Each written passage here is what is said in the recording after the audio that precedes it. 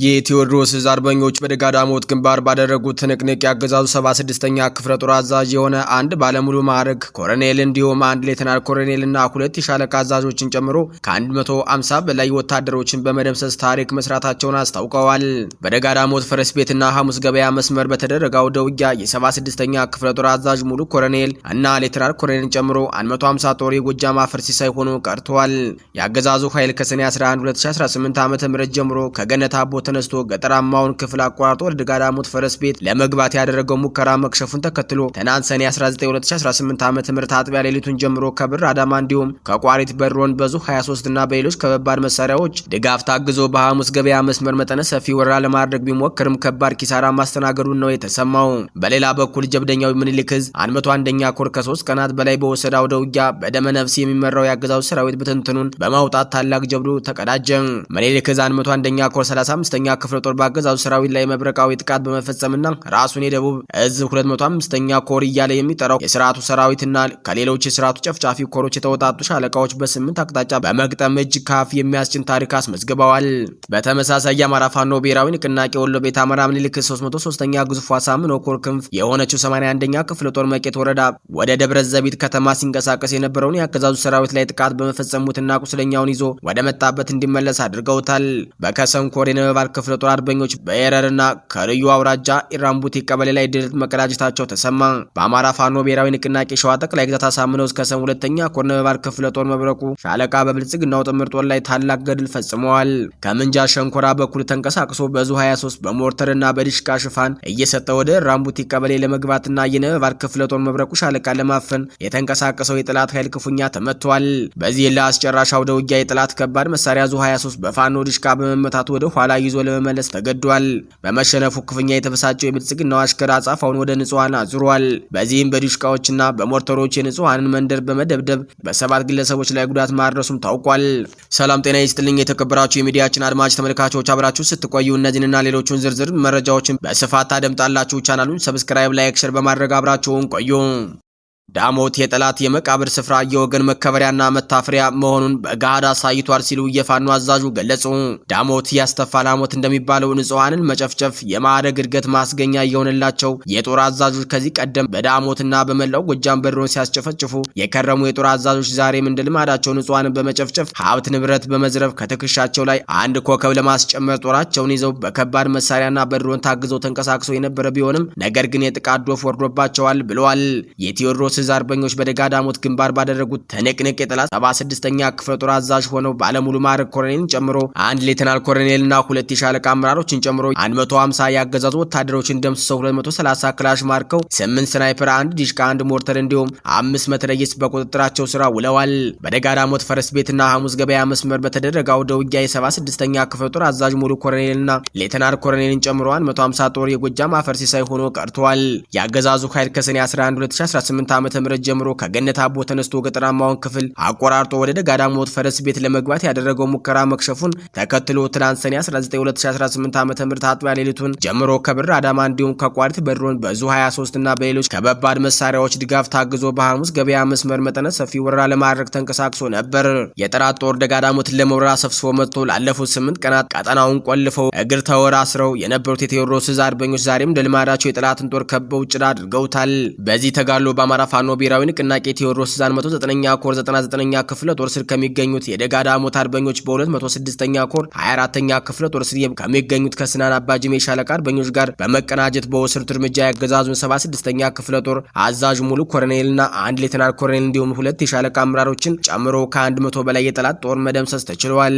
አገዛዙ አንድ ሙሉ ክፍለ ጦር ሰራዊቱን በአንድ ሌተናል ኮሎኔልና በአንድ ባለሙሉ ማዕረግተኛ ኮሎኔል እያስመራ በድሮን በዙ 23 በመድፍ እንዲሁም በታንክና በሌሎች ከባድ መሳሪያዎች አሰልፎ ፋኖ በበኩሉ ከ206ኛ ኮር 24ኛ ክፍለ ጦር ስር አንድ ሬጅመንት እንዲሁም ከ109ኛ ኮር 99ኛ ክፍለ ጦር ስር የአንድ ሬጅመንት ፋኖዎች በድምሩ 2 ሬጅመንት ፋኖዎችን ብቻ በማሰለፍ ታሪክ ሰርተዋል። አርበኞቹ ያን ሁሉ የጠላት ጋጋታ ፈሳም አንድ ጎማ አይነፋም እንደሚባለው በርካታውን ሞትና ቁስለኛ አድርገውታል። በዚህ ተጋድሎ ባለ 82 ሚሜ ሞርተር፣ 1 ዲሽቃ፣ 8 ብሬን፣ 5 ስናይፐር፣ 230 ክላሽ መሳሪያ፣ 2 ስታር ሽጉጥ የሌተናል ኮሎኔሉና የባለ ሙሉ ማዕረግተኛ ከፍተኛ ኮሎኔል 7 ታይኮ የመገናኛ ሬዲዮ 5 የሞርተር ቁምቡላ 800 የዲሽቃ ተተኳሽ 3250 የክላሽ ተተኳሽ 30 አይፋን የእጅ ቦምብ 12 የጭስ ቦምብ 300 ካዝና 11 የደረት ትጥቅ እንዲሁም ሌሎች እስካሁን ተቆጥረው ያላለቁ ወታደራዊ ቁሳቁሶች በጀግኖቹ ቁጥጥር ስር ውለዋል።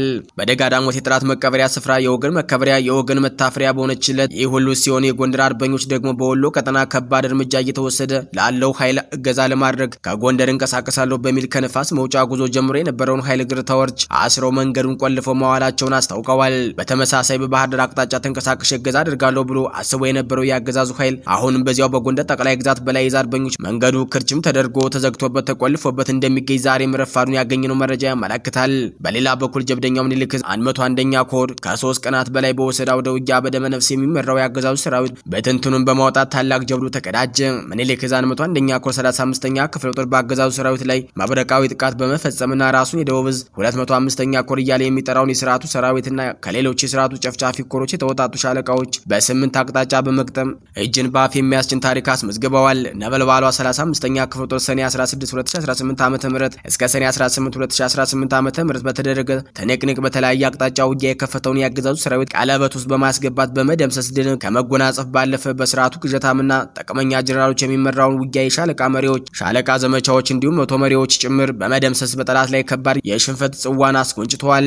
የአማራ ህዝብን የሐዘን ማቅ በማልበስ ዘላለማዊ ጭቆናን በህዝብ ላይ ለማጽናት የሚንደፋደፈው ቅልብተኛው የአብይ አህመድ የግል ወታደር ከአንድ ኮር በላይ ኃይሉን በማሰለፍ 35ኛ ክፍለ ጦርን ከወረባቦ በሲልኮ በኩል በጃራ በኩል ጀጀባና ቀሌንቲ በሃራ በኩል በጃሮታና በሃብሩ በውጫሌ በኩል በጎራርባና በደብል ጎባ እና በመርኮታ በጭፍራ በኩል በሃደሬ በጊራና በኩል በፉጅና ሩጋና በመንጠራ በመርሳ በኩል በአረዳ በሬ ድረስ ግትልትል ወታደሮችን ለውጊያ ቢያሰልፍም የፋኖ የማድረግ አቅሙን ፍንተው አድርጎ ያሳየችው 35ኛ ክፍለ ጦር ከአንድ ኮር በላይ በመግጠም ታሪክ መስራት ችለዋል።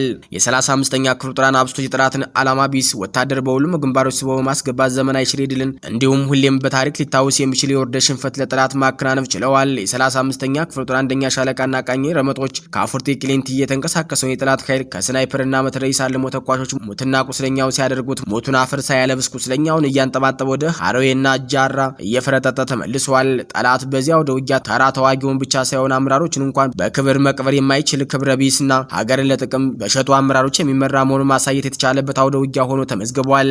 አማራ እንደ ህዝብ ጠላት ብሎ በእብሪት ወደ ጦርነት የገባው የብልጽግናው አገዛዝ የፋኖ መብረቃዊ ምት መቋቋም ሲሳነው ከባድ መሳሪያን በዘፈቀዳዊ ድብደባ በማድረግ በአማራ ህዝብ ላይ በገፍራ በመነኞ በወረባቦ ላይ የሚገኙ አርሶ አደሮችና ንጹሃን ቤቶች ማቃጠልና በህይወት ላይ አደጋ ደርሰዋል። ይህ በእንዲህ እንዳለ ሩጋ መነዮ በተባለ ቦታ ላይ ስርዓቱ በነጋዴዎች ላይ የዱቄት ልብስ መስፊያ ማሽን እንዲሁም የመድኃኒት ቤት ዝርፊያና ቅሚያ አድርጓል። በመጨረሻም በ35ኛ ክፍለ ጦር በዚህ አውደ ውጊያ 8 ክላሽኮቭ መሳሪያ 135 የክላሽ ጥይት 350 የመትረየስ ጥይት ተተኳሽ 50 የድሽቃ ጥይት ተተኳሽ 5 ሬንኮት የዝናብ ልብስ 10 ወታደራዊ የውሃ ኮዳ 25 የተደመሰሰ የጠላት ሰራዊት 3 የተደመሰሰ የጠላት ወታደራዊ አመራር 15 የቁስለኛ ብዛት እንዲሁም አንድ የተማረከ የጠላት ቁስለኛ ሰራዊት ገቢ ተደርጓል ሲል መረጃውን ያደረሰን የአማራ ፋኖ ብሔራዊ ንቅናቄ ምኒልክ ህዝብ ግንኙነት መምሪያ ነው።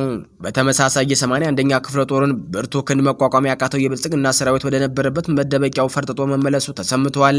የአማራ ፋኖ ብሔራዊ ንቅናቄ ወሎ ቤት አማራ ምኒልክ 303ኛ ግዙፍ አሳምነው ኮር ክንፍ የሆነችው 81ኛ ክፍለ ጦር መቄት ወረዳ ወደ ደብረ ዘቢጥ ከተማ ሲንቀሳቀስ የነበረውን ያገዛዙ ሰራዊት ላይ ጥቃት በመፈጸሙትና ቁስለኛውን ይዞ ወደ መጣበት እያዝረከረከ እንዲመለስ አድርገውታል። ትናንት ሰኔ 19 ቀን 2018 ዓ.ም መነሻውን ከመቄት ወረዳ መቀመጫ ፍላቂት በማድረግ መዳረሻውን ደብረ ዘቢጥ ከተማ ለማድረግ የተንቀሳቀሰው የብልጽግና ሰራዊት ከቦታው ሳይደርስ መሃል ላይ በመቁረጥ ቅጽበታዊ ጥቃት አድርሰውበታል።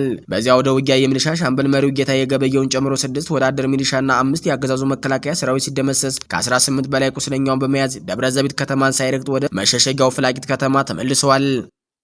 በሌላ በኩል በከሰም ኮር የነበልባል ክፍለ ጦር አርበኞች በኤረርና ከርዩ አውራጃ ኢራምቡቲ ቀበሌ ላይ ድል መቀዳጀታቸው ተሰማ።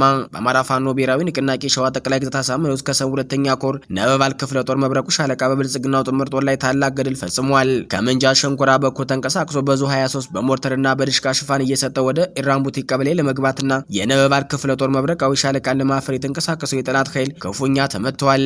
በዚህ ለአስጨራሽ አውደ ውጊያ የጠላት ከባድ መሳሪያ ዙ 23 በፋኖ ድሽቃ በመመታት ወደ ኋላ ይዞ ለመመለስ ተገዷል። በመሸነፉ ክፉኛ የተመሳጨው የብልጽግና አሽከር አጸፋውን ወደ ንጹሃን አዙሯል። በዚህም በዲሽቃና በሞርተሮች የንጹሃን መንደር በመደብደብ በ7 ግለሰቦች ላይ ጉዳት ማድረሱ ታውቋል። ከተጎጂዎች መካከል አንድ ስንታየው አጥላው፣ ሁለተኛ ኃይለ መስቀል አጥላው፣ ሶስተኛ ባተ ተፈራ፣ አራተኛ ዘበናይ ካሳ፣ አምስተኛ ሰብላይ ሽመልስ፣ ስድስተኛ አንዱ ዓለም አለሙ፣ ሰባተኛ አብርሃም ኃይለ ሚካኤል የተባሉ 7 ግለሰቦች ሲሆኑ ስንታየው የተባለው ግለሰብ በከባዱ መጎዳቱንና ለህይወቱ አስጊ ደረጃ ላይ እንደሚገኝ የአማራ ፋኖ ብሔራዊ ንቅናቄ ሸዋ ጠቅላይ ግዛት አሳምነው ህዝብ ግንኙነት መምሪያ አስታውቋል። ወደ ውጭ መረጃችን ስናልፍ በኢራን ሰማይ ላይ ጀቱ ተመቶበት የዳነው የአሜሪካው ኤፍ-15 አብራሪ አውሮፕላኑ ከመውደቁ በፊት የሌፊሽ የባህር አሳ ነባሪ የሚመስል የድሮን መንጋ ማየቱ ገለጸ። በኢራን ሰማይ ላይ አውሮፕላኑ ተመቶበት በቅርቡ የዳነ የአሜሪካ ኤፍ-15 ተዋጊ አውሮፕላን አብራሪ ወድቆ ከመከስከሱ በፊት የሌፊሽ የሚመስል የድሮን መንጋ በአየር ላይ ተመልክቶ እንደነበር ለደህንነት ባለስልጣናት ምስክርነቱን መስጠቱን ሲኤንኤን የውስጥ ምንጮች ጠቅሰው ዘግቧል። ጉዳዩ በቅርቡ የሚያውቁት 4 ከፍተኛ ምንጮች ዋቢ በማድረግ የመጣው ዘገባ እንደሚያመላክተው በሚያዝያ ወር መጀመሪያ ላይ የተከሰተውን የዚህን አውሮፕላን መውደቅ ተከትሎ የተረፈው አብራሪ በአየር ላይ ያጋጠመውን እጅግ ያልተለመደ ክስተት ለደህንነት መኮንኖች በዝርዝር አስረድተዋል።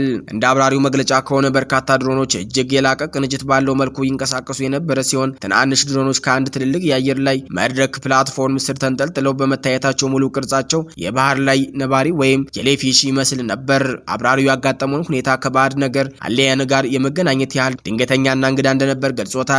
ይህ የድሮን አስተላልፍ በአየር ላይ እንደተደገነ የፈንጂ ቀጠና ያገለግል እንደነበረ አብራሪው ጨምሮ አስታውቋል።